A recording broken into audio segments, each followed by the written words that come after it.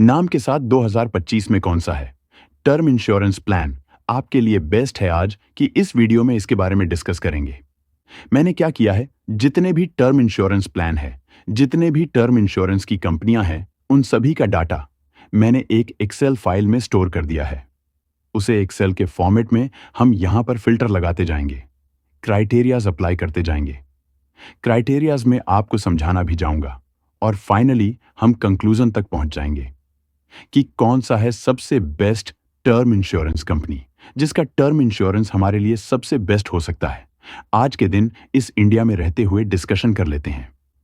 चलिए देखिए, यह है कंप्लीट एक्सेल जो आपके सामने मैं यहां पर प्रेजेंट किया है, जिसको आप चेकआउट भी कर सकते हैं। इस एक्सेल में जाने से पहले आपको यह ध्यान में रखना है कि हमारा सबसे पहला पॉइंट होने वाला है, वह है ब्रांड ऑफ द कंपनी। क्योंकि जितने भी बड़ी कंपनी की ब्रांड होती है, इतनी ज्यादा चांसेस बढ़ जाते हैं कि वह कंपनी आपसे डरेगी सोशल मीडिया पे।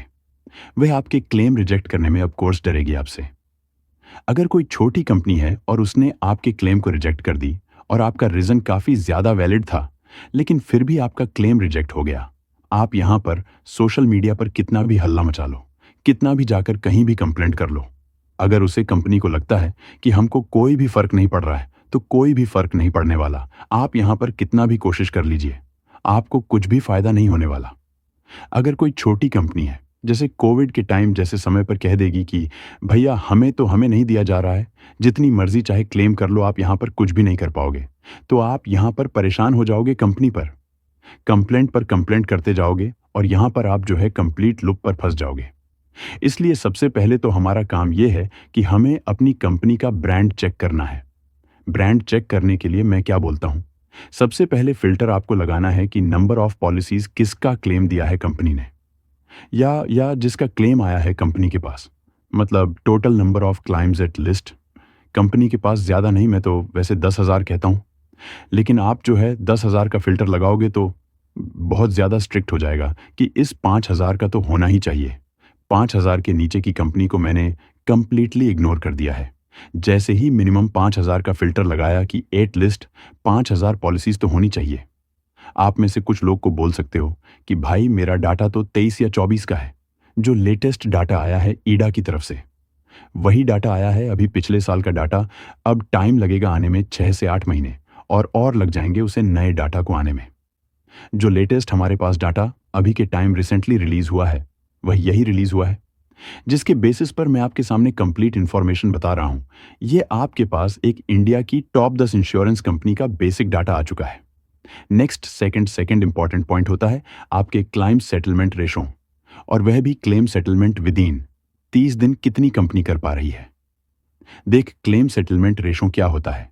अगर कंपनी के पास 100 क्लेम आए हैं, उसे शॉक लैंप में से कितने कितने क्लेम कंपनी ने अपरांत ही अप्रूव कर दिए हैं, और वह भी सेटल करने के साथ साथ विद इन 30 डेज में इसका रेशो अगर शॉक ले आए हैं, उसमें से 95 सेटलमेंट कर दिए, तो क्लेम सेटलमेंट रिसीव हो जाएगा। आपके लिए 95% का मैं चाहता हूं कि हमारी पार्टिकुलर कंपनी का, यूजुअली मैं कहता हूं 99, मैं तो एवं कहता हूं आपको 99 की भी पॉसिबिलिटी मिले तो 99 को लीजिए। तो 90 से भी हम लास्ट ईयर से ऊपर जाते हुए 99% का क्राइटेरिया लग रहे हैं कि हमारी कंपनी का claim settlement ratio with in 30 days 99% या उससे ऊपर का होना चाहिए। जैसे फिल्टर लगाओगे आप, आपके पास इंडिया की टॉप 6 टर्म इंश्योरेंस कंपनी आ चुकी है। अगर किसी कंपनी का क्लेम सेटलमेंट रेशो 99% से ऊपर का है विद इन 30 दिन का, obviously overall claim settlement ratio, ये ओवरऑल क्लेम सेटलमेंट रेशो क्या है, कितने क्लेम को पास किया है। हो सकता है 30 दिन से ज्यादा लग गया होगा, पर फिर भी कितने क्लेम को पास किया है, वह डाटा हमेशा इससे बेहतर ही मिल जाएगा। नेक्स्ट देखते हैं। बाय द वे, हम नेक्स्ट पॉइंट पर जाएं, उससे पहले अगर आप अपने लिए बेस्ट टर्म इंश्योरेंस प्लान लेना चाहते हैं, तो कंपैरिजन करके हम डिटेल में स्टडी तो कर ही रहे हैं, डायरेक्टली बाय भी करना चाहते हैं तो आप उनकी ऑफिशियल साइट पर जाकर बाय कर सकते हैं। नेक्स्ट इंपॉर्टेंट क्राइटेरिया हमारे लिए होता है कि पार्टिकुलर किसी कंपनी के पास 100 करोड़ का क्लेम आया है, तो उनमें से कितना क्लेम पास हुआ है। पहले हमने नंबर में बात की थी, अब हमें अमाउंट में बात करनी है। अगर मेरी कंपनी के पास 100 करोड़ का क्लेम आया है, कंपनी ने 98 करोड़ का क्लेम पास कर दिया है, मतलब हमारा क्लेम सेटलमेंट रेशन अमाउंट में है 98% पर आप समझ गए होंगे। हम चाहते हैं कि हमारी पार्टिकुलर कंपनी का क्लेम सेटलमेंट रेशो वह भी अमाउंट में होना चाहिए 99% से भी ऊपर का। आप बोलोगे 98 भी ठीक है। मैं कहूँगा कि हाँ ठीक है, पर जब हमारे पास 99 का ऑप्शन है तो हम 98 में क्यों जाएं? 99 के ऑप्शन में जाते ही आपके पास इंडिया की टॉप 5 कंपनी आ चुकी है। इसके बाद एक और इंपॉर्टेंट रेशो होता है क्लेम रिजेक्शन का रेशियो। बट अगर किसी कंपनी ने क्लेम का अमाउंट और क्लेम का नंबर में 99% को क्रॉस कर दिया है तो उसका क्लेम रिजेक्शन का रेशियो काफी कम होने वाला है। तो वहां पर आपको टेंशन लेने की बिल्कुल भी जरूरत नहीं है। पर अभी भी आपके लिए एक इंपॉर्टेंट फिल्टर लगा हुआ है। लास्ट फिल्टर आपके लिए रहेगा कंप्लेंट का, कि हमारी कंपनी के पास अगर 100 क्लाइम्स आते हैं तो उसमें से कितने यूजर ने कंप्लेंट किया है। मतलब हमारी कंपनी का कंप्लेंट परसेंटेज का रेशियो है 1% का। हमें चाहिए एटलीस्ट 0.1% से नीचे। मतलब अगर 1000 यूजर आ रहे हैं ना, तो मैं चाह रहा हूं कि 1000 यूजर्स में से 10 यूजर्स भी आपको कंप्लेंट नहीं करें, बल्कि 1000 यूजर में से एक यूजर जाकर कंप्लेंट करें। वहां तक ठीक है। तो हो सकता है कि जेन्युइन कंफ्यूजन हो गया हो तभी उसने कंप्लेंट की है, या फिर अंडरस्टैंडिंग में दिक्कत हो गई हो। उससे ज्यादा कंप्लेंट नहीं चाहिए। यहां पर जो हमारा जो लास्ट नाम है पीएनबी का, यहां पर जो कंप्लेंट का रेशियो है 0.64 है, जो compare to on the other नाम जो हमारे सामने आए हैं काफी ज्यादा आए हैं। तो इस पॉइंट 64 को हम यहां से हटा देंगे। हमारे हमारे रेंज से वह हट चुका है। ये आ चुका है आपके पास टॉप 4 नाम से, जहां पर टर्म इंश्योरेंस करना आपके लिए सबसे बेस्ट हो सकता है। As compare to other names based on the company filter complete criterias, जो आपको ध्यान में रखना चाहिए।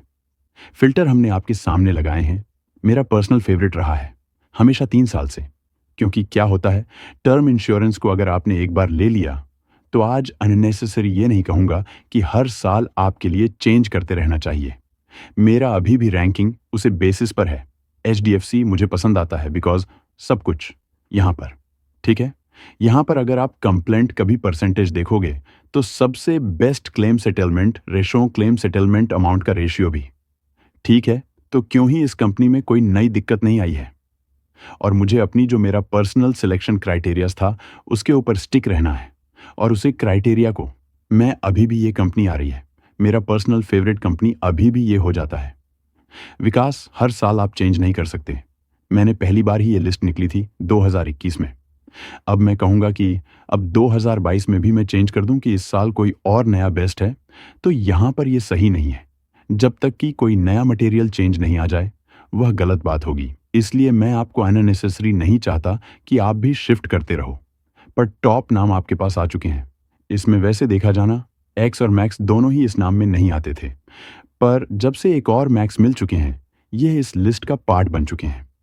ऑल्सो एक इंपॉर्टेंट डिस्क्लेमर आप सभी के लिए जो इंपॉर्टेंट है समझना। देखिए, अभी भी हम बात कर रहे हैं टॉप पॉलिसीज की, बेस्ट पॉलिसीज की, जिसका सबसे अच्छा क्लेम सेटलमेंट रेशो अच्छा रहेगा, जिसका क्लेम सेटलमेंट अमाउंट अच्छा रहेगा। कंप्लेंट्स काम हो इन पॉलिसीज की। कास्टिंग गेट टाइम आपको किसी खराब पॉलिसीज से, जहां पर कंपैरेटिव ज्यादा इश्यूज है, क्लेम के समय ज्यादा दिक्कतें आती हैं लोगों को, उसके कंपैरिजन में यहां पर आपको थोड़ा सा प्रीमियम कई बार ज्यादा मिल सकता है। पर ज्यादा प्रीमियम देना मेरे लिए दिक्कत नहीं है टर्म इंश्योरेंस में या फिर हेल्थ इंश्योरेंस में। बल्कि आप मुझे यह भी चाहते हो कि आपके लिए बेस्ट हेल्थ इंश्योरेंस पॉलिसीज का भी अलग से वीडियो बनाऊं, क्योंकि वहां पर भी काफी ज्यादा चेंज आ चुके हैं। इंडस्ट्रीज के प्रोडक्ट्स में चेंज आ गए हैं, इंडस्ट्रीज के प्रोडक्ट्स अपग्रेड हो चुके हैं। तो अगर आपको वीडियो चाहिए तो नीचे कमेंट में जरूर बताएं। वीडियो देखने के लिए धन्यवाद।